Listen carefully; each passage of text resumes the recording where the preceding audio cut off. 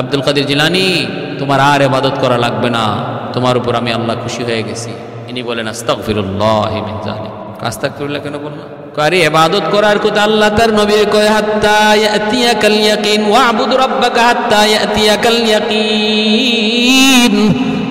আমি আল্লাহর ইবাদত করো মরণ পর্যন্ত। যেখানে নবীর আল্লাহ কয় ইবাদত করো মরণ পর্যন্ত, ইবাদতের পেনশন দেয় না, তুমি আমারে পেনশন দিয়া দিলা, তাহলে তুমি আল্লাহ না, তুমি ইবলিস। তখন ইবলিসে কয় বুঝছি আব্দুল কাদের, তোমার এলেম তোমারে আজকে বাঁচাইয়া দিল, তোমার মতো এমন কত বুজুর্গ করে আমি ইবলিস ধরা খাওয়াইয়া দিছি, আজকে তোমার এলেম তোমারে বাঁচাইয়া দিল। আব্দুল কাদের জিলানী বলেন আস্তাগফিরুল্লাহ মিন যালিক, তোর ষড়যন্ত্র থেকে আমি আল্লাহর কাছে রেহাই চাই। কয় এখন আবার কি করলাম? কই এখন আরো বড়টা করছো, আগেরটা ছোট আসছিল, এখন একটা বড়। আমার এলেম আমাকে রেহাই দেয় নাই, আমাকে রেহাই দিয়েছেন, মুক্তি দিয়েছেন আমার আল্লাহ, আমার আল্লাহ। মুফাসসিরিনে কেরাম বলেন, সুফিয়ানে কেরাম বলেন, শয়তানের বড় হামলাটা ছিল আগেরটার চেয়ে খুব বড় জটিল হামলা। এটাও আব্দুল কাদের জিলানী রাহমাতুল্লাহ আলাইহি আল্লাহর রহমতে বুঝে গেছেন। এজন্য আল্লাহ বলছে ইন্না কাইদাশ শাইতানি কানা যায়ীফা, শয়তানের যত ষড়যন্ত্রই তুমি দেখো এটা তোমার জন্য অত্যন্ত দুর্বল। তুমি শয়তানের ষড়যন্ত্রকে দুর্বলই যাইনো, তুমি আল্লাহর দিকে সর্বদা আল্লাহর দিকে মুখামুখি থাকো। আল্লাহ পাক বলেন ইল্লা ইবাদাকা মিনহুমুল মুখলাসিন, আমার যে সমস্ত বান্দারা সর্বদা আমি আল্লাহকে ভয় করবে, আমার ভয় অন্তরে নিয়ে চলবে, আমি আল্লাহকে সর্বদা হাজির ও নাজির জানবে, সর্বদা সে আমাকে তার পাশে রাখবে, তার কোনো ক্ষতি শয়তান করতে পারবে না, কোনো ক্ষতি এই জিন শয়তান করতে পারবে না, রগ রেশায় ঢুককেও তার ওয়াসওয়াসা দিয়ে কোনো ক্ষতি করতে পারবে না। আমি আল্লাহ তার হেফাজত করব, আমি আল্লাহ তার হেফাজত করব। তো মুশতাকুন নবী দামাত বারকাতুহুম তিনি বলেন আমি গেলাম নির্ধারিত সময়ে, সব কিছু আমার কাছে একটু এলোমেলো লাগলো, বয়ান করতেছি, মিষ্টি বিতরণ চলতেছে, হঠাৎ করে দেখলাম দুই তিনজন বেহুশ হয়ে পড়ে গেল, কেউ মারলো এমনও দেখা গেল না। আমি বললাম কি ব্যাপার? আমার পাশে যে বসা আছে আমি বললাম কি ব্যাপার, ওরা বেহুশ হয়ে পড়ে গেল কেন? ওরা সিন্নি মিষ্টি একটু বেশি নিছিল, তার বাটে জয়টা মিলে তার অংশের চেয়েও বেশি নিছে, এজন্য একটু মারছি। আমার পাশে বসা থেকে ওইখানে মারছে, কেমনে মারছে কিভাবে মারছে কেউ দেখলো না, কিন্তু বেহুশ হয়ে পড়ে গেল। আমার তো বুঝ হয়ে গেছে সবকিছু ব্যতিক্রম।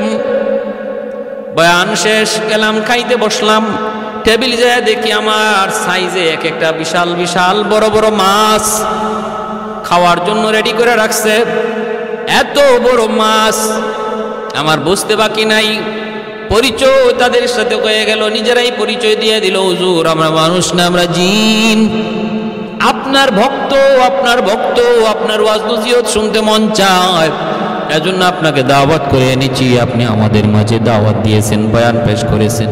এইবার হুজুরকে রেস্টে রাখার জন্য যখন এক রুমের ভিতরে উনি গেলেন, উনি বলেন আমি চাইলাম আমাকে একটু মিষ্টি খাওয়াও।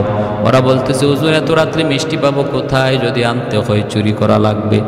না হুজুর এখন তো মিষ্টি আনা সম্ভব না, তাহলে একটু তেল আনা যাবে কিনা, ঠান্ডা তেল? কয় দেখি একটু ব্যবস্থা করা যায় কিনা। একজনে কিছুক্ষণ পরেই তেল নিয়ে হাজির, ঠান্ডা তেল, ইন্ডিয়ান তেল, একটা লাল কালারের, ওই তেলটা নিয়ে হাজির। আমি বললাম এই তেল তুমি কোথায় পাইলা? কয় হুজুর বাংলাদেশের কোনো বাজার তো এখন খোলা নাই, কলিকাতার এক বাজার থেকে এক দোকান থেকে আমি তেলটা নিয়ে আসছি, অল্প সময়ের ভিতরে নিয়ে আসছে তেল। মুশতাকুন নবী দামাত বারকাতুহুম তিনি কথাটা নিজের মুখে বলেছেন। ভাইরা বন্ধুরা, একজন আমলি মানুষ, বুজুর্গ আল্লাহওয়ালা মানুষকে জিন্নাতরা বড় শ্রদ্ধা করে, এটা জিন্নাতের বৈশিষ্ট্য, তারা আল্লাহওয়ালা মানুষকে বড় শ্রদ্ধা করে, তাদের ভক্ত হয়, তাদের কথা মানে, তাদের খাদেম হয়ে যায়। সিলেটের নুরুদ্দিন ঘরপুরি রহমতুল্লাহি আলাইহি, আমি চুনারুঘাট এলাকায় 7 দিন ব্যাপী তফসির হয়, চুনারুঘাট 7 দিন ব্যাপী তফসির হয় হবিগঞ্জ জেলার। আমি একদিন বয়ান শেষ করলাম, এরকম ভাবে কথা উঠলো, হুজুররা বলতেছেন হুজুর জিনদের ব্যাপারে একটা বাস্তব কারগুজারি শুনেন। আমাদের এই তফসিরে এই মঞ্চে, আপনি যেই মঞ্চে আজকে বয়ান করলেন, এই মঞ্চেই বয়ান পেশ করেছিলেন সিলেটের নুরুদ্দিন ঘরপুরি রহমতুল্লাহি আলাইহি। নাম শুনি না এমন মানুষ কম পাওয়া যাবে, এত বড় বুজুর্গ তিনি এই মঞ্চে বয়ান করেছেন। আমার বয়ানের পর ওনাকে আমরা একটা রেস্টের জন্য, বিশ্রামের জন্য একটা রুম দিলাম।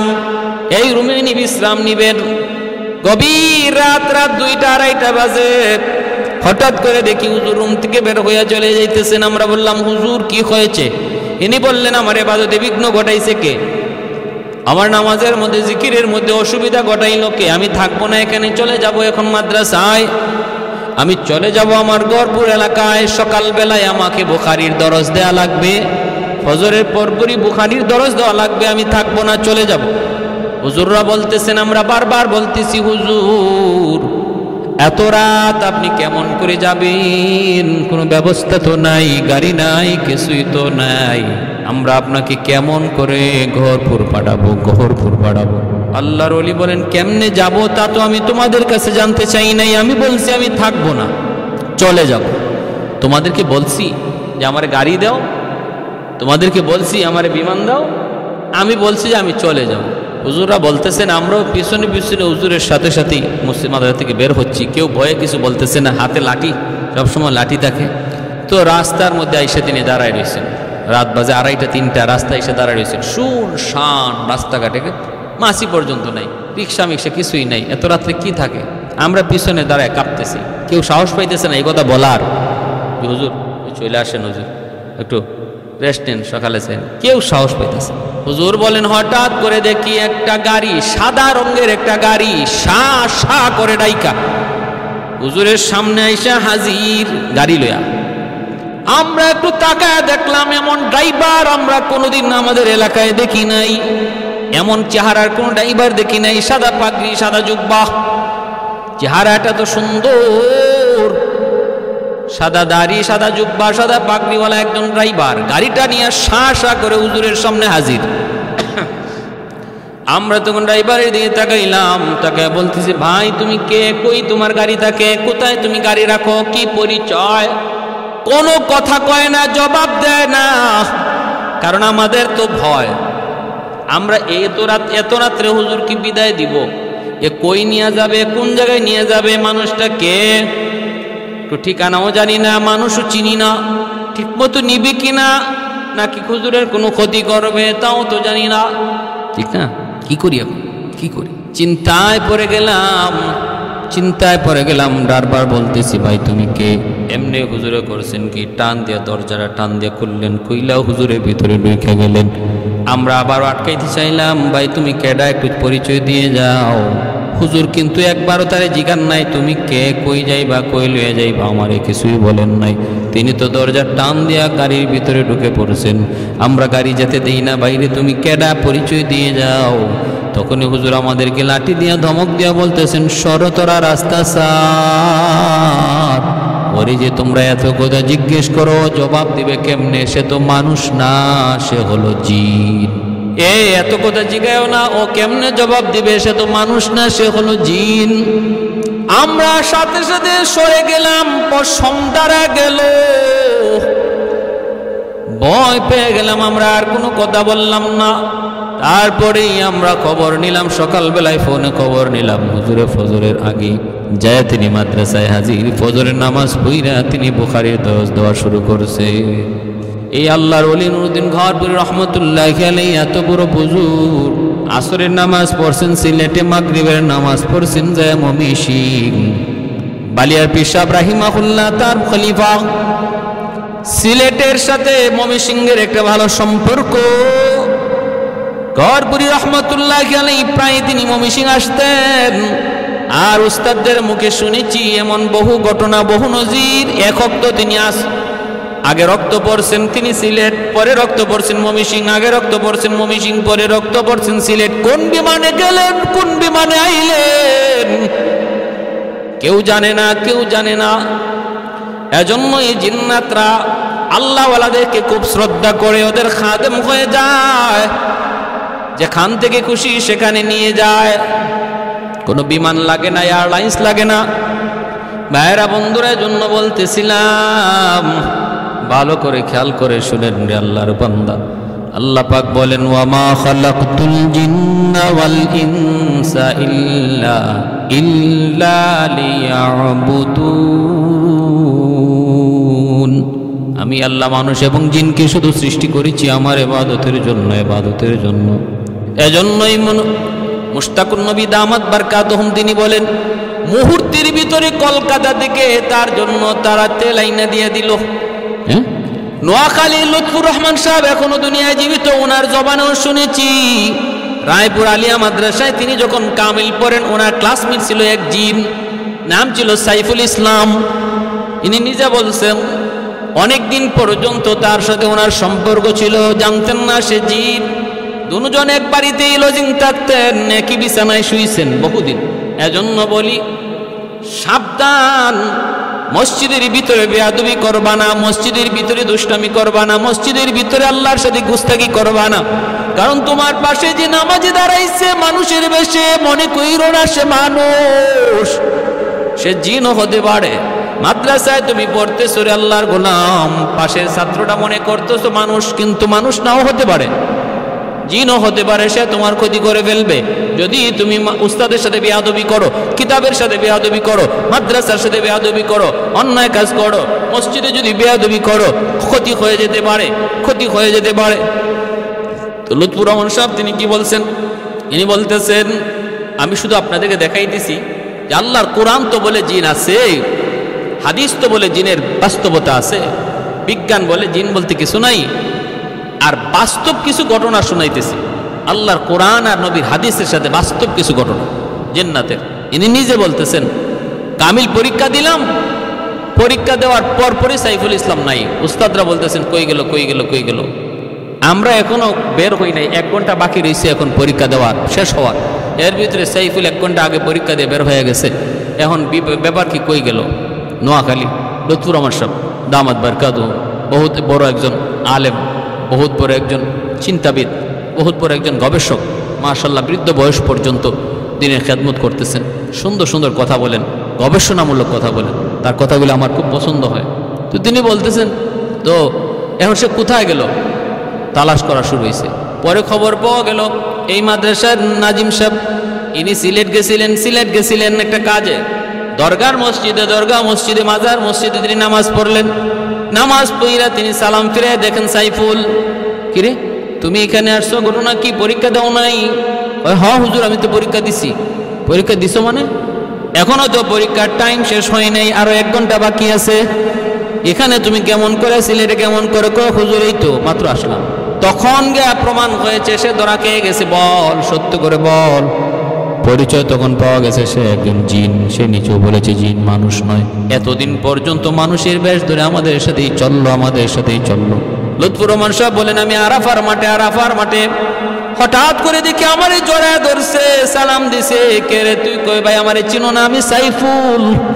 বাইরে তুই আমারে স্যার, তোরে তো চিনি, কিন্তু আগে যদি চিনতাম তোরা মিশতাম না, ভয় পাইতাম। এজন্য ভাইয়েরা মনে রাখবেন, আমার জীবনের একটা বাস্তব ঘটনা শোনাই।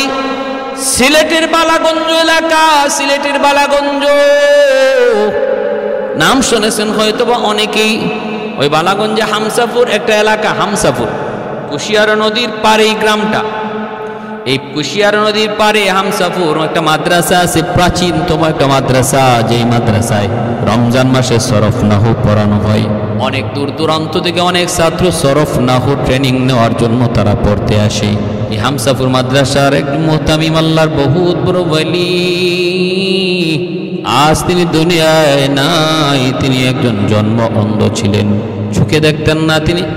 জন্ম অন্ধ কিনা জানি না, তিনি জন্ম অন্ধ ছিলেন কিনা জানি না, তবে আমরা পাইছি তিনি অন্ধ, চোখে দেখতেন না, কিন্তু বহুত বড় ওয়ালি, বহুত বড় বুজুর্গ, বহুত বড় আলিম। আমি তখন পড়ি সিলেটের কাতিয়া মাদ্রাসায়, জগন্নাথপুর কাতিয়া মাদ্রাসায় পড়ি। কাতিয়ার শেখ সাহেব রাহিমাহুল্লাহ, শেখ আমিনুদ্দিন রাহিমাহুল্লাহ, তখন তিনি জীবিত। কুতবুল আলম মুজাহিদে বিল্লাহ কুতবে জমান, আমার শাইখ ও মুর্শিদ শেখ আমিনুদ্দিন রাহিমাহুল্লাহ। আল্লাহ হজরতের মাকবারাকে জান্নাতের আলা মাকাম বানায় দিন। ঈদুল ফিতরের দিন দুনিয়া থেকে বিদায় নিয়েছেন। বহুত বড় বুজুর্গ, বহুত বড় আল্লাহওয়ালা কুতবুল আলম শেখুল ইসলাম হুসাইন আহমদ মাদানী রহমতুল্লাহি আলাইহি কি পরিমাণ ফেদার, কি পরিমাণ পাগল যে ছিলেন আমরা নিজের চোখে দেখছি। ফজরের নামাজটা পড়ে মিম্বরে বসে যেতেন, মিম্বরে বসেই হাউমাউ করে কাঁদতেন আর বলতেন বাবারা, আজ রাত আমি কুতবুল আলমকে স্বপ্নে দেখেছি, আমার মাদ্রাসায় এসেছেন, আমার হাত ধরে মাদ্রাসা ঘুরাইছেন, আর আমাকে বলছেন এখানে এই হবে, ওখানে ওই হবে। কুতবুল আলমের বাতানো অনুযায়ী কাতিয়া মাদ্রাসার দাওরা হাদিস যেখানে হবে, মাতবাহ কোথায় হবে, মসজিদ কোথায় হবে, সেই অনুপাতেই সেই আঙ্গিকেই কাতিয়া মাদ্রাসা তৈরি করা হয়েছে। এতটা পাগল, এতটা আশিক, এতটা দেওয়ানা আমার চোখে আর নজরে পড়ে নাই। শাইখে কাতিয়া রহমতুল্লাহি আলাইহির মতো কুতবুল আলমের প্রতি কি পরিমাণ ভালোবাসা। নামটা শুধু খালি বলতেন কুতবুল আলম, এরপরে আর বলতে পারতেন না, শুধু কান্না আর কান্না, শুধু কাঁদতেন, শুধু কাঁদতেন। চোখগুলা ফুলে গেছিল কাঁদতে কাঁদতে, পানি বেয়ে বেয়ে পড়ার একটা নালা তৈরি হয়ে গেছিল চোখ দিয়ে। আল্লাহ তোমার ওলিকে তুমি জান্নাতের উঁচু মাকাম দান করো, আল্লাহ তোমার ওলিকে তোমার জান্নাতের উঁচু মাকাম দান করো। প্যারে হাজিরিন, খুব বেশি মায়া করতেন আমাকে, খুব বেশি মায়া করতেন, প্রায় কুলে নিতেন, চুমু খাইতেন। ছোট্ট ছিলাম তখন। আমার উস্তাদদেরকে বলতেন, শুনো এ নাসিরুদ্দিন না, নাসিরুদ্দিন সিপাহ সালার, বলো নাসিরুদ্দিন সিপাহ সালার, কও নাসিরুদ্দিন সিপাহ সালার। এইভাবে দোয়া দিচ্ছেন, মাথা হাত বুলাইতেন। মাথা কামানোটাকে খুব বেশি পছন্দ করতেন আল্লাহর বলি, মাথা কামানোটাকে খুব বেশি পছন্দ করতেন, এত পছন্দ করতেন। চুল দেখা মাত্রই বলতেন মাথা কামাও, মাথা মুন্ডাও।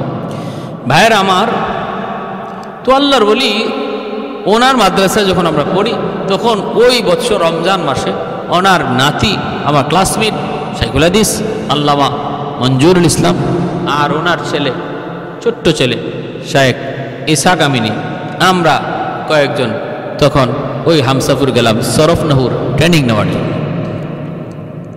গিয়ে যখন ক্লাসে বসলাম, প্রথম দিন ক্লাসে বসার পরেই প্রথম আসছেন মাখশি হুজুর দামাত বরকাতুম, এখনও তিনি আসেন, আল্লাহ আমার হযরতের হায়াতের মধ্যে বরকত দান করুন। তিনি আসছেন, আয়েশা বলতেছেন, বাবারা তোমরা তো ক্লাসে বসছো, আমার পরে তো হুজুর আসবেন, বড় হুজুর, কিন্তু মনে রাখো তোমরা এখানে যারা ক্লাসে বসছো শুধু তোমরাই আসো আর কেউ না, এমনটা মনে করো না। মনে রাখো এক ভিন্ন জাতীয় তোমাদের সাথে ক্লাসে বসছে। এবং আমার পিছনের যে জানালাটা খোলা আছে, এই জানালা সবসময় খোলাই রেখে দিও, এটা লাগানোর চেষ্টা করো না, কারণ তারা এদিক দিয়ে আসা যাওয়া করে। ক্লাসে কেউ দুষ্টামি করবা না, ক্ষতি হয়ে যাবে। তোমার পাশে যে বসা, মনে রাখবা, খেয়াল রাখবা, সেই ভিন্ন জাতির, সেই ভিন্ন জাতির। অতএব আদব আখলাক ক্লাসের প্রতি খেয়াল রাখবা। হুজুর আসছেন, আসার পরে আমরা সালাম দিলাম, মুসাফা করলাম, দেখি হুজুর অন্ধ, চোখে দেখেন না। এবারও আমরা পড়ি, হুজুর বুঝাইয়া দেন, আর বলতেছেন যে পিছনে একজনে একটু মনোযোগ নেই, দুষ্টামি করতেছো, আমি কি নাম বলে দেব? আমরা তো অবাক হয়ে গেছি, আমরা কেউ এর নাম এখনো বলি নাই, কিন্তু পিছনের যে ছাত্র দুষ্টামি করতেছে তার নাম নাকি হুজুর বলে দিবে, নাম বলেও দিছেন। বুঝ হয়ে গেছে আমাদের যে আমরা জেনতেন কোনো একজন আল্লাহওয়ালার সামনে বসি নাই। তিনি শুধু একজন আলেম না, বহুত বড় ওলি, বহুত বড় ওলি। শাইখে কাতিয়া রহমতুল্লাহি আলাইহি তিনিও আমাদেরকে বলে দিয়েছেন, বাবা যাইতেছো, বহুত বড় এক ওলির কাছে যাইতেছো, যাও আমার সালাম দিও আর তার কাছ থেকে দোয়া নিও। আমরা প্রথম দিন যাই যখন পরিচয় দিছি আমরা কাতিয়া মাদ্রাসা থেকে এসছি, তিনিও তখন বলছেন, শাইখে কাতিয়া বহুত বড় আল্লাহর ওলি, বহুত বড় হুজুর, তার কাছ থেকে আসছো, মাশাআল্লাহ। তো এক আল্লাহর ওলি আরেক ওলিকে ভালো করে চিনে, এক ওলি আরেক ওলিকে ভালো করে চিনে। তো এভাবেই চলছে, ক্লাস চলছে। প্রায় সময় আমি কিতাবের ইবারত পড়তাম। তো একদিন আমরা এশার নামাজ পড়া, তারাবের নামাজ পড়া, লজিকের মধ্যে খাওয়া দাওয়া কইরা এক জায়গায় বসা। ভাইরা বন্ধুরা মনে রাখবেন, আমি বলি শুনেন, ওই এলাকার যত জিন্নাত আছে সমস্ত জিন্নাতদের বিচার করেন হুজুর। বড় হুজুরের কাছে রাত 12টার পরে জিন্নাতদের বিচার বয়, আর জিন্নাতদের ভিতরে যত সমস্যা আছে সমাধান করে দেন হুজুর। এজন্য রাত 12টার পরে আমরা হুজুরের কাছে কেউ থাকতে পারি না, কেউ খেদমতের জন্য থাকতে পারি না, তিনি বের করে দেন। 12টা বাজলে পরে তিনি বের করে দেন। ঘরটা ছিল ভাঙ্গাচোরা ঘর, কত মুরিদ বলছে হুজুর ঘরটা সুন্দর করে দেই, পাকা করে দেই, কিন্তু তিনি পাকা করতে রাজি না। বৃষ্টি আসলে বৃষ্টির পানি পড়ে, কত লন্ডনী কত কোটিপতি ওনাকে ঘর বানিয়ে দিতে চাইলো, ঘর নিতে চান না, ভাঙ্গাচোরা ঘরের ভিতরেই থাকেন। আর রাত 12টার পরে বসে ওনার রাজত্ব সিংহাসনে উনি বসেন, জিন্নাতদের বিচার করেন। ভাইরা বন্ধুরা, এক রাত এমন ঘটছে, আমি গেলাম বড় উদ্দেশ্য করে গেলাম, হুজুরের কাছে আজকে থাকবো, খেদমত করবো, রাত 12টার পরে আসবো না। বসা আছি, খেদমত করতেছি, কথা বলতেছি, হুজুর আমাকে বিভিন্ন কিতাবের কথা বলতেছেন। হঠাৎ করে বলতেছেন, বাবা কয়টা বাজে? আমি বললাম, হুজুর 11টা, 11:30 হয়ে গেছে। এইবার তিনি বলতেছেন, বাবা দেরি করো না, চলে যাও। আমি বললাম, হুজুর না, যাব না, আমি থাকবো। তখন মুচকি হেসে বলতেছেন, বাবা নাসির, ভয় পাবা, ভয় পাবা, যদি ভয় না পাইতা তাহলে রাখতাম। তুমি ভয় পাইবা, টিকতে পারবা না, অসুস্থ হয়ে পড়বা, যাও চলে যাও। আমাকে চলে যেতে বললেন, ভালোর জন্য আমি চলে আসলাম। ভাইরা বন্ধুরা, মনে রাখবেন, এক রাতে এশার নামাজ পড়ার পর আমরা একটা ঘরের মধ্যে বসে বসে গল্প করতেছিলাম। আমি আর শাইখে কাতিয়া রহমতুল্লাহ আলাইহির ছেলে নাতি আর আমরা আরো কয়েকজন ক্লাসমেট একত্রে বসে গল্প করি। ওই অবস্থায় হুজুরের বড় হুজুরের মেয়ের জামাতা তিনিও আসছেন, আমাদের সাথে বৈশা গল্পতে শরীক হলেন। এর ভিতরে শাইখে কাতিয়া রহমতুল্লাহ আলাইহির ছোট্ট ছেলে শাইখে ইসহাক পাশেই গেছে, ঘর থেকে বের হয়ে প্রস্রাব করবে। যেখানে জঙ্গল ছিল, জঙ্গলের পাশেই ছিল প্রস্রাবখানা। ঘর থেকে বের হয়ে এসে প্রস্রাব করতে বসছে। দেয়াল আছে, দেয়ালের পাশেই বসছে। হঠাৎ করে জঙ্গলের ভিতরে কে কাকে যেন মারতেছে আর চিল্লাইতেছে। এই আওয়াজটা আর এই দৃশ্য দেখা মাত্রই সে চিল্লানি দিয়া দৌড় দিয়া ঘরের ভিতরে আইসা পড়ছে। এমন ভাবে বেহুশ হয়ে গেছে যেন তার মুখ দিয়া ফেনা বের হইতেছে। দৌড়ে জাবরে আমরা ধরলাম হুজুরের জামাতা যিনি ছিলেন, তিনিও আমাদের উস্তাদ, তিনিও জবড়ায় ধরলেন আর বলতেছেন, ইসহাক কি হয়েছে একটু বল। কয় হুজুর, জঙ্গলের ভিতরে একজন আরেকজনের দৌড়ায় আর মারতেছে। আমি টের পাইলাম একজন পুরুষ আর একজন মহিলারে দৌড়ায়, চেহারা এত বিভৎস, ভয় পেয়ে গেছি, বিকট মানুষ দেখে আমি ডরে গেছি, আমার হুঁশ নাই। এইবার আমরা দেখলাম কি হুজুরের জামাতা তিনি ওই জঙ্গলের সামনে যেয়ে দাঁড়ালেন, দাঁড়ায় বলতেছেন, এ হারামির দল শোনো, আব্বা কত করে তোদের কি বুঝাইলেন, কত করে বলে দিলেন, নবীর মেহমানরা রমজান মাসে তারা এলেম শিকার জন্য আসে, তালেবে এলেমরা, ওদের যেন কোনো ক্ষতি না হয়, ওদের যেন কোনো ভয় না পায়, এইভাবে তোরা চলবি, তাদের কোনো ক্ষতি করবি না, তোরা এই ব্যাপারে আব্বার কাছে ওয়াদাবদ্ধ। তাহলে আজকে কেন তোদের আচরণে সে ভয় পাইল? বিচার হবে, উপযুক্ত বিচার হবে। জঙ্গলের সামনে দাঁড়ায় তিনি একটা ভাষণ দিলেন। ভাষণ আমি শুধু তামসা দেখলাম, একদিকে ভয় পাইতেছি, ভিতর কাঁপতেছে, আর একদিকে দিকে তামসা। উনি জঙ্গলের সামনে দাঁড়ায় ভাষণ দেয়, মানুষ ভাষণ দেয় মানুষের সামনে, আর ইনি ভাষণ দিতেছে জঙ্গলের সামনে। এরপরে এসে বলতেছে যে আর এমন হবে না, যা কালকে বিচার হবে, আব্বা বিচার করবে। ফজরের সময় আমি বেরোইছি, মসজিদে যাব। হুজুরের বড় হুজুরের ঘর থেকে মসজিদটা একটু দূরে, জমির আইল দিয়ে যাইতে হয়। তো আমি যাওয়া মাত্রই দেখি হুজুরেও মসজিদে যাইতেছেন, আমি পিছনে। তো আমি তাড়াতাড়ি দ্রুত যাই, হুজুর লাঠিতে এমনি বর দিয়া রাস্তা মেপে মসজিদে চলে যাইতেন। চোখে দেখেন না, কিন্তু লাঠি দিয়ে আন্দাজ করে রাস্তা বের করে চলে যেতেন। আমি পিছন থেকে দৌড় দিয়ে যাই, সালাম করে যাইতেই বলতেছেন, নাসির আসছো? আমি জি হুজুর। হাত ধরলাম, হাত ধরে সামনে নিতেছি, মসজিদে নিয়ে যাচ্ছি ধরে। আমাকে বলতেছেন, বাবা গত রাত কি হলো, গত রাত কি ঘটলো, গত রাত কি সমস্যা হলো একটু বলো। আমার তো খবর হয়ে গেছে, ঘটনা কি খবর হুজুর কে শোনাইলো? কেউ তো আমাদের পাশ থেকে কেউ তো হুজুরের কাছে এখনো আসে নাই। আমরা তো ভাবছিলাম ফজরের পরে সকালবেলা যায় হুজুরকে ঘটনা খুলে বলবো, তাহলে আমাদের আগে কে ঘটনা হুজুরকে শোনায় দিল? আমি বললাম, হুজুর ইসহাক আমিনী ভয় পাইছে প্রস্রাব করতে যাইয়া। হুজুর বলতেছেন, বাবা এত রাত্রে গল্প করো কেন, এত রাত্রে সজাগ থাকো কেন? এত রাত্রে সজাগ থাকতে নাই।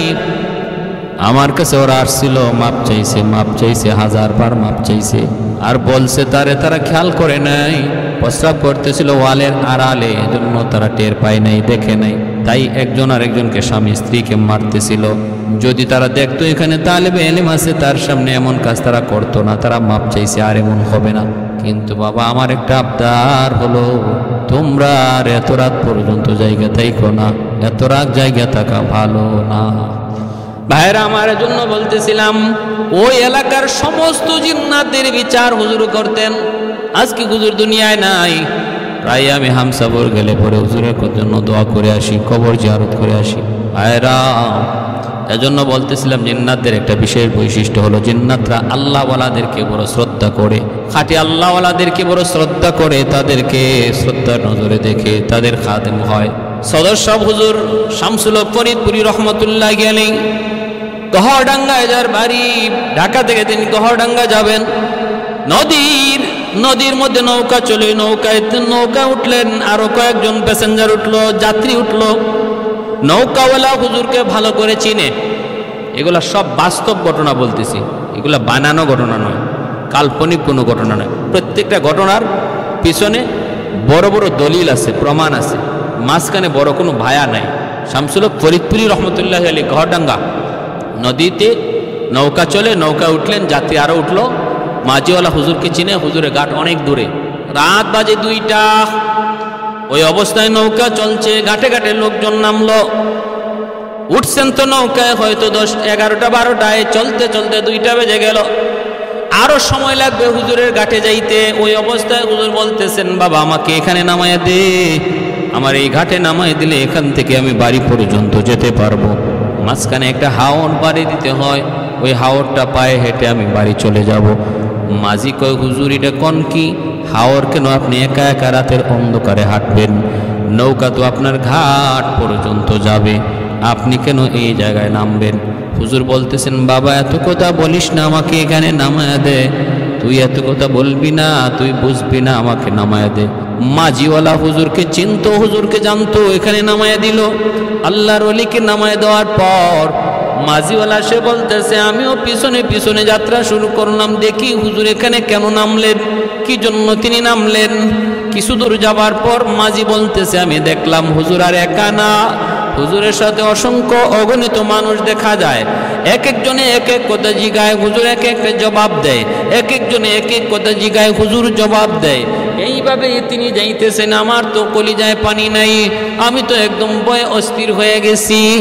ঘরের সামনে যায় হুজুর যখন ঢুকবেন আর কেউ নাই, আমি যে সালাম দিলাম, হুজুর কয়, কিরে তুই? কয়, হুজুর আমি তো পিছনে পিছনে আইছি দেখার জন্য। কি দেখলি? কয়, হুজুর কি যে দেখছি আমি তো বলতে পারবো না, কলিজা শুকায় গেছে। কারা এরা, কারা এরা, এদের পরিচয় কি? এরা তো আপনার সাথে নৌকায় ছিল না, এরা কোত্থেকে আসলো? তিনি বলতেছেন, বাবা তাহলে শুন, তুই যখন দেখেই ফেলেছ তাহলে শুন রে বাবা। ঘটনা হয়েছে, এরা হলো এই এলাকার জিন্নাতের সর্দার, যে এসে নৌকার মাঝে আইসা আমার কানে কানে বলছে, হুজুর আপনি এই জায়গায় নামে যান, হাওরটা আপনি পায়ে হেঁটে যান, আমরা আপনাকে পাহারা দিয়া দিয়া বাড়ি পর্যন্ত পৌঁছে দেব। আর এর ভিতরে আমাদের কিছু জানার আছে, মাসালা জানার আছে, আমাদের ভিতরে কিছু বিবাদ আছে, মীমাংসা করা লাগবে। একজন আর একজনের সাথে ঝগড়াঝাটি হয়েছে, মীমাংসা আপনার করতে হবে। হুজুর আপনার বিচার সবাই এক বাক্যে মেনে নিবে, মাসালা মাসাইল আপনার কাছ থেকে জেনে নিব। এই বইলা আমাকে তারা নামাইছে, তারা আমাকে আমানতদারির সাথে পৌঁছে দিছে। সমস্যা যা ছিল সমাধান করে দিছি, মাসালা যা জানার ছিল আমি তা জানাই দিছি। এজন্যই ভাইয়েরা বন্ধুরা, এজন্য বলতেছিলাম, এই জিন্নাতরা এদের মধ্যে বিয়ে শাদীও হয়, বংশ বিস্তারও হয়, এই জিন্নাতদের ভিতরে বংশ বিস্তারও হয়। আল্লাহ পাক রব্বুল আলামিন পবিত্র কোরআনের সূরা রহমানে বলেন, ফীহিন্না কাসিরাতুত তরফি লাম ইয়াতমিসুহুন্না ইনসুন ক্বাবলাহুম ওয়ালা জান। আল্লাহ পাক রব্বুল আলামিন জান্নাতের হুরদের ব্যাপারে বলেন, হুরেরা হলো এমন, এই হুরদেরকে জান্নাতীরা জান্নাতে যখন পাবে, এর আগে তাদেরকে কোনো মানুষ স্পর্শ করে নাই, কোনো জিন্নাত স্পর্শ করে নাই। তাহলে আল্লাহ পাকের এই কথায় বোঝা গেল, মানুষ যেমনভাবে মানুষ স্বামী স্ত্রীর মধ্যে মিলন হয়, জিন্নাতের মধ্যেও এমন মিলন হয়। জিন্নাতের মধ্যে বিয়ে শাদী হয়, আর এর দ্বারা তাদের মধ্যেও সন্তানাদিও হয়, সন্তানাদিও বিয়ে শাদীর মাধ্যমে হয়। আর এক আয়াতে আল্লাহ পাক রব্বুল আলামিন সন্তানাদির কথাও বলেছেন। ক্ষমতা কেমন? ক্ষমতা হলো এরা যে কোনো মুহূর্তে যে কোনো সুরত ধরতে পারে, তারপরে যেখানে ইচ্ছা সেখানে চলে যেতে পারে, তারপরে বড় বড় স্থাপনা তৈরি করতে পারে, মানুষের অন্তরে ওয়াসওয়াসা দিতে পারে, মানুষের অন্তরে ওয়াসওয়াসা দিতে পারে এই জিন্নাতে। এবং দুর্বলতা কি? দুর্বলতা হলো এরা একটা নির্দিষ্ট সীমানা পর্যন্ত উপরে উঠতে পারে, এর বেশি উপরে উঠতে পারে না। নবীদের মতো মুজিজা জিন্নাত পারে না। আর তাদের বহুত বড় দুর্বলতা হলো এরা আল্লাহওয়ালাদেরকে বড় ভয় পায়। রশিদ আহমদ গাঙ্গুহি রহমতুল্লাহি আলাইহি এক বিরান ভূমি, একটা বাড়ি, যেই বাড়িতে কোনো মানুষ নাই, শুনশান, এই বাড়িতে তিনি গেলেন। রশিদ আহমদ গাঙ্গুহি রহমতুল্লাহি আয়াতে রশিদ আহমদ গাঙ্গুহি রহমতুল্লাহি আলাইহি তিনি ওই বিরান ভূমিতে, বিরান বাড়িতে যাইয়া চিন্তায় পড়ে গেলেন যে এত সুন্দর একটা বাড়ি, কোনো মানুষজন কেউ নাই, ঘটনা কি? আচ্ছা 2 রাকাত নামাজ পড়ি। তিনি ওই 2 রাকাত নামাজ পড়লেন। 2 রাকাত নামাজ পড়া তিনি এবার সালাম ফিরাইয়া খালি আল্লাহর কাছে মুনাজাত করবেন। এমনি দেখা যায় মানুষ বেশে একটা লোক ওনার পাশে এসে কাঁদতেছে। তিনি বলতেছেন, কে তুমি, কেন কান্না করো? হুজুর, আমি আপনার কাছে মাপ চাইতে এসেছি, মাপ চাইতে এসেছি।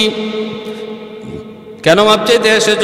হুজুর, আমি এই বাড়ির মানুষগুলাকে বাড়িতে থাকতে দেই নাই, এদের 2-3টা সন্তানকে আমি এই পুকুরের পানিতে ফেলায় মারছি, এবং রাতের বেলা তাদেরকে ডর দেখাই, ভয় দেখাই, যে বিধায় তারা বাড়ি সাইরা অন্যত্র চলে গেছে। এই বাড়িটা ছিল হিন্দু বাড়ি, বাড়ির মালিক ছিল হিন্দু, এরা অন্যত্র চলে গেছে, এই বাড়ি ছেড়ে চলে গেছে। এখন এই বাড়িতে আমি থাকি, এখন আমার ভয় হইতেছে। আপনি নামাজ পড়ে যদি আল্লাহর কাছে জিজ্ঞেস করেন, মালিক, এই বাড়ির মালিক কোথায়, বাড়ির মানুষ কোথায়, তাহলে আমার অপরাধ ধরা পড়ে যাবে, আমি তো অপরাধী ধরা পড়ে যাব, আমার তো বিচার হবে। এই ভয়ে আমি আপনার কাছে সাথে সাথে আমার অপরাধের কথা স্বীকার করে নিছি। হুজুর, আমি তওবা করলাম, তওবা করলাম, আপনি আর হাত উঠে আল্লাহর কাছে জানতে চাইেন না। আমি এখন থেকে এই এলাকা ছেড়ে চলে যাব, এই বাড়ি ছেড়ে চলে যাব, আমি আর কোনো দিনই বাড়িতে আসবো না। হুজুর, আপনি আমাকে মাফ করেন। হুজুর বলেন, তুমি থাকো, বাড়িওয়ালাকে ডাকি, ওর কাছে মাপ চাও, তারপরে চলে যাও, ওরা যেন আর কোনো ভয় না পায়। বাড়িওয়ালাকে ডাকলেন, ডাইকা তিনি কারণ জানতে চাইলেন। বাড়িওয়ালা কয়, আমার 3টা সন্তান এরকম পানিতে বইরা মারা গেছে। বলতেছে, মারছে, এ হলো জিন, তোমাদের কাছে মাপ চাইতেছে, মাপ চাইতেছে, আর জীবনে কোনোদিন এই বাড়িতে আসবে না, এই বাড়ির মানুষের সাথে বেয়াদবি করবে না, তোমরা এই বাড়িতে নিশ্চিন্তে নিরাপদে থাকতে পারো, নিশ্চিন্তে নিরাপদে থাকতে পারো। এই কথা বলার পর ওই বাড়িতে এই মানুষগুলা থাকলো, আর হিন্দু মানুষগুলা সাথে সাথে রশিদ আহমদ গাঙ্গুহি রহমতুল্লাহি আলাইহির হাতে হাত রেখে কালেমা পড়ে মুসলমান হয়ে গেল। সব কালেমা পড়ে মুসলমান হয়ে গেছে। ভাইয়েরা আমার, এজন্য বলতেছিলাম, এই জিন্নাতরা এরা মানুষ বিস্তার করে, বংশ বিস্তার করে, বিয়ে শাদী ওদের আছে, কিন্তু ধরনটা কেমন সেটা কোরআন হাদিসের কোথাও পাওয়া যায় না। পোশাক আশাকও পরে, খাওয়া দাওয়াও করে, বাসস্থানও আছে, খাওয়া দাওয়া আছে। হাদিস আল্লাহ নবী বলেন, মানুষ যখন ঘরের ভিতরে বিসমিল্লাহ সারা ঢুকে, সালাম সারা ঢুকে, তখন এই ঘরের মধ্যে তার সাথে জিন্নাতও ঢুকে। হাদিস শরীফ আল্লাহ নবী বলেন যে মানুষ খানা খাইতে বসে বিসমিল্লাহ সারা খানা খায়, তার সাথে এই জিন্নাতও খানা খায়। তাহলে জিন্নাতদের থাকার জায়গাও আমরা পাইলাম, যে ঘরের মধ্যে সালাম সারা বিসমিল্লাহ সারা ঘরে ঢুকে ঘরের মালিক, এই ঘরটার মধ্যে জিন থাকে, খারাপ জিনদের বসতি হয়। আর যেই ঘরের মধ্যে ঘরের মালিক বিসমিল্লাহ আর সালাম দিয়ে ঢুকবে, ফতোয়ায় স্বামীতে লিখেন এই ঘরের জীবনে কোনোদিন জিনভূতের আসর থাকবে না, জিনভূতের অবস্থান থাকবে না।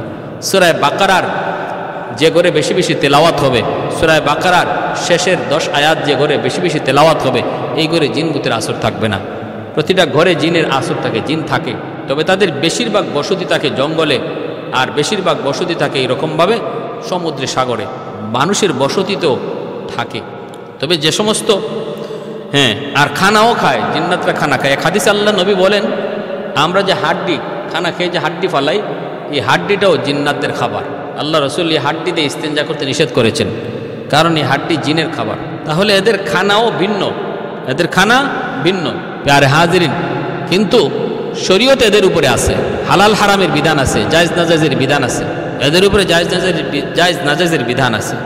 আল্লাহ রসুল বলেন, প্রত্যেকটা মানুষের সাথেই একটা খারাপ জিন থাকে, প্রত্যেকটা মানুষের সাথে। খারাপ জিনকেই আমরা কি বলি?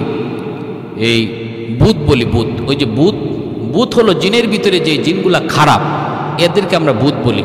পুরুষটারে, আর মহিলাটারে প্রেতনি বলি, মহিলা খারাপ জিনটারে প্রেতনি বলি। আর এটা হাদিসের ভাষায় এই খারাপ জিনের নাম হলো ইফরিত। খুব শক্তিশালী হয় খারাপ জিন, এবং এদের ভিতরে সবচেয়ে খারাপ যে জিনটা এর নাম হলো মারিদ। এই খারাপ জিনগুলাই এরা আকাশে একদম উপরে উইটা ফেরেশতাদের কথাবার্তা শুই না আইয়া তাদের জমিনের মিত্রগুলাকে বইলা দেয় আগামীকাল কি হইব না হইব। এতে করে মনে করে জিন্নাতরা গায়েব জানে। জিন্নাতরা গায়েব জানে না, মানুষও গায়েব জানে না, গায়েব জানেন শুধুমাত্র আল্লাহ, কোনো নবীও গায়েব জানেন না। এই জিন্নাতরা এটা করতো। তখন আল্লাহ পাক রব্বুল আলামিন নক্ষত্রের মাধ্যমে ওদেরকে কুড়া মারতেন, কুড়া মারার বিধান করলেন, এতে করে আর তারা উপরে উঠতে পারে না। কারিন নামক এক জিন, কারিন নামক খারাপ এক জিন, সে প্রতিটা মানুষের সাথে থাকে। আল্লাহ নবী রহমতের নবী বলেন প্রত্যেকের সাথেই এমন খারাপ একটা জিন আছে, খারাপ শয়তান আছে। সাহাবীরা জিজ্ঞেস করেন নবী গো আপনার সাথেও কি আছে? নবী বলেন আমার সাথেও আছে, তবে আমার সাথে যেই জিন আছে সেই জিন আর জিন নাই, সে মুসলমান হয়ে গেছে, সে আর খারাপ নাই, সে ভালো হয়ে গেছে, সে আর দুশ্মন নাই, সে আমার বন্ধু হয়ে গেছে। শুধু নাই আমার উমরের সাথে কোনো জিন নাই, উমরের সাথে কোনো শয়তান নাই, আর নতুবা সবার সাথে আছে, আমার সাথেও আছে, তবে আমারটা ভালো হইয়া অলি হয়ে গেছে, আমারে কোনো খারাপ করতে পারে না। আর শাইতানু ইয়াজরি মাজরাদ দাম, ইবলিস এই জিন জাতির ভিতর থেকে, ইবলিস জিন জাতির ভিতর থেকে, ইবলিস এই জিন জাতির ভিতর থেকেই ছিল।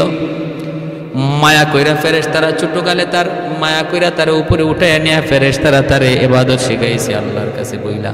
এই ইবাদত ফেরেশতারা শিখাইছে, সেই ইবাদত শিক্ষা সে ফেরেশতাদের উস্তাদ হয়ে গেছে। এজন্যই এই ইবলিসকে আল্লাহ যখন বলছিলেন আদমকে সেজদা করো, কয় না না আদমকে সেজদা করবো না। আল্লাহ বলছিলেন কেন? কয় খালাকতানি মিন নার ওয়া খালাকতাহু মিন তিন, আমাকে আপনি আগুন দ্বারা বানাইছেন আর আদমকে মাটি দ্বারা বানাইছেন। মাটির স্বভাব হলো নিচে যাওয়া, আগুনের স্বভাব হলো উপরে যাওয়া। অতএব উপরের জিনিস নিচের জিনিসকে কেমনে সেজদা দেয়? হ্যাঁ, এরকম যুক্তি দেখায়া সে লানতের তখলিয়া নিচে নামছে।